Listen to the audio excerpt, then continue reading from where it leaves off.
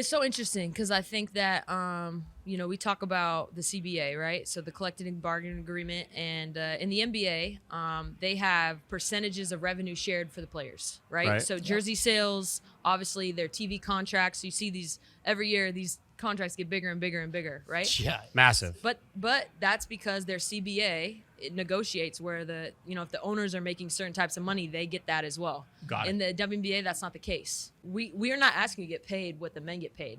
We're asking you to get paid the same percentage of revenue shared. Okay. Do you know what I'm saying? Got it. So that's a huge misconception. That's a huge misconception. Got it. Okay, Yeah, because every video is like, oh, this person gets paid this person gets paid that, right? So I want to be really clear about that. Like, I don't think I should get paid the same as LeBron.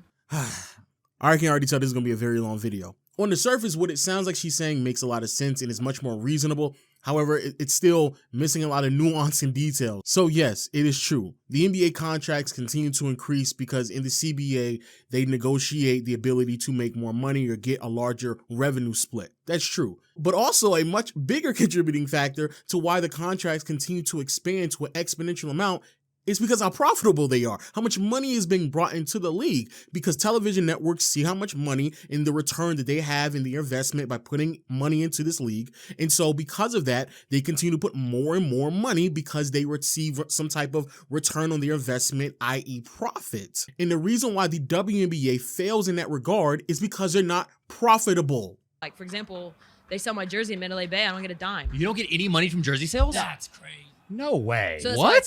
why it's like Image and likeness. Okay, Exactly. yeah, okay, that's so like bullshit. that's the stuff we're talking Sure, about. sure. On the surface, that sounds crazy, but if you don't bring up the fact that the league is not even profitable, you say that. Please say that. Because even though, yes, that sounds crazy, what sounds even crazier is for you to ask for more money and a larger revenue split without actually addressing the concerns of how to make the league more profitable. We're young. We're only like 25 years into the league. The NBA's at 100.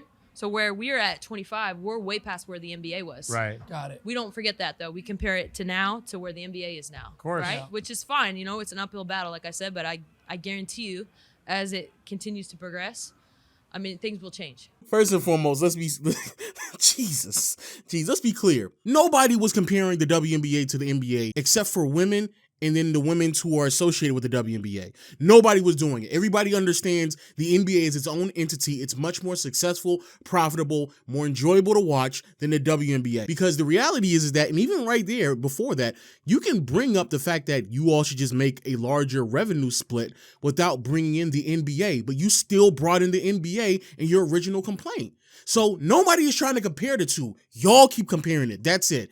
But since you want to highlight the differences and say how, the league has been existing for like 100 years and this league has only existed for 25 years into the NBA, there were way more obstacles that they had to overcome to become a successful league that you all don't have to deal with. Racism at that time was rampant. Cocaine at that time was rampant. There was an entirely different league at the time that they were competing with. They were direct competitors to the ABA. Also in the mid-70s, trying to just view basketball at the time, trying to view the NBA was extremely difficult. Unless you actually was in a city that had a team, more than likely it was going to be very difficult to borderline impossible for you to watch these games. Pivotal games, important games were on tape delay, and there was no major sports network like ESPN that existed at that time. Those are all hurdles that you do not have to overcome. So even you blindly comparing them and removing all those variables is still stupid. But again, nobody is trying to compare the two. No one, except for y'all. Do you guys shy away from talking a lot of it? Because it's probably kind of weird since you technically work for the WNBA, but you want things to change. I don't. Yeah? I don't. I feel like, everyone's a little bit different, but like, I don't care about stepping on toes or being a firecracker. Yeah. Like, I'm here to ruffle some feathers. Let's go. Yeah, I do. Make I some shit happen. feel like if you want change, you got to be able to see the change like that you're going to talk about, for yourself. So, Bro, bring up the fact that it's not profitable. Like, just talk about that. I'm so confused. And what's crazy is it feels like we're never going to talk about that. And that's the actual problem. The actual problem with the league is that it's just not profitable. So all these jersey sales and all the other amount of money that they could be making, fair enough, you could definitely argue they should be making it, but it's much easier to negotiate and argue for the reasons why you're going to make it if you can turn the league more profitable. You know what I'm waiting for? I'm waiting for the moment when these men start pandering, because I know that's what tends to happen in these conversations. You have these men who have very little understanding and grasp in the complexities of the actual problem, and what tends to happen is, because they're interviewing her, they'll just start pandering to the WNBA and who she is as an athlete. And again, the entire problem that the league is facing continues to get ignored. But we'll continue. We'll see. Narrative around, women's sports is like, oh, I go to support. Like when you go watch KD play, no one's saying, oh, I'm gonna go buy tickets to support KD. You're gonna say, oh, dude, I'm gonna watch KD at 30 tonight. Sure. Right? And like one of the best players in the world. Right. The narrative around women's sports, especially in the WNBA, is like, oh, maybe it's me. They're like, oh, I'm gonna go support Kelsey tonight. I don't want you to support me. I want you to come watch me hoop. Yeah. So there's like a difference, right? It feels like charity. You know what I mean? Okay. And I'm not I here to get that. ask for anything. I'm here to earn it. That's a fair point. That's a very, very fair point. I'm actually happy she brought that up as well. And if you're gonna watch it because you actually enjoy the sport, not because you're just trying to support women. Like, actually watch it and enjoy the sport of basketball that's being played by these athletes. To be fair to Kelsey, it doesn't sound like she's just looking for a handout, like a lot of other people who have these conversations are. So we'll see. That's something I love about Vegas, and I think my teammates are the same way. And that's why people have been drawn into us, because we're just out there competing. And we're trying to, take no prisoners. So You want it. And you always get those couch sitters that watch it on TV or have an opinion like, oh, I could play in the fucking WNBA. It's like, dude, I will get my ass hooped off by these chicks. That's maybe how the WNBA should really These market fucking it. assholes. Honestly, It's just, I if you agree. if you just mark it as like, hey, Like I will still, bring your guard me. Yeah, like Come all right, guard me. all right, this is Yeah, what it that'd should be be. And there it is right there. Panda. It's the reason why I don't like having these conversations, because instead of actually bringing up the real problem with the WNBA, which is the simple fact that it's not profitable, this is what this conversation continues to dissolve into. A bunch of people just pandering to women. I mean, listen to them. I always thought they should mic us during the games, Oh my God, that'd be For sure. cool. because the things that us women say are wild. Wait, are you guys talking shit? All right, all right. kidding? How does WNBA trash talk compare to NBA trash talk? It's personal. Really? Like, yeah, and Really? well, people are really funny. Like, I just think that it's so funny. Like, if you ever sit courtside, you actually get a real taste Okay. of what it is that people are saying. Like, don't go to the game versus Diana Taurasi. talking shit the whole game. Bro, what? Really? That's amazing. Come on. Whoa. What? You talk trash? Wow. No way.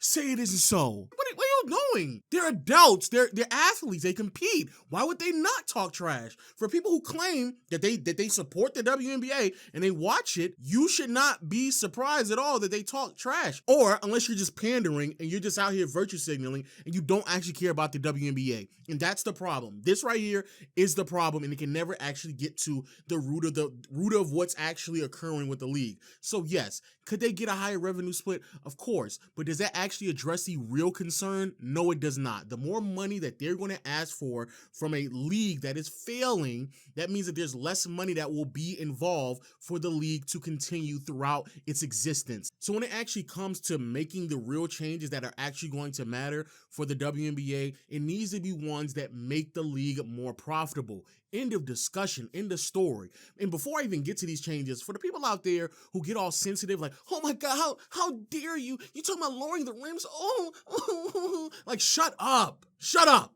Every league across all sports have made changes to their game to make the sport more enjoyable to watch. It's entertainment. It's not me dissing women. Nobody is sitting here putting women down when somebody says, because this is my suggestion as well, to lower the rims. In the NBA, they made changes all throughout the sport's history, all throughout the league's history. They made changes to that sport to make the game more enjoyable. So, suggestion number one, to make the WNBA more profitable, which will then in turn lead to them making more money. A, lower the rims. They should not be playing on rims that size. That makes no sense. Ball is smaller. The quarters are also shorter. The season is also shorter. The three-point line is closer to the rim. I don't understand why it has to be the rim height has to be the exact same as the NBA. It doesn't make any sense at all. And yes, I do want to see women dunking the basketball. That's a form of entertainment. Secondly,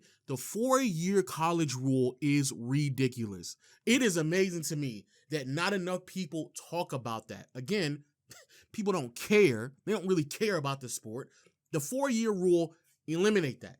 Please eliminate that. And finally, the sport needs to find identifiable stars and present them to the world.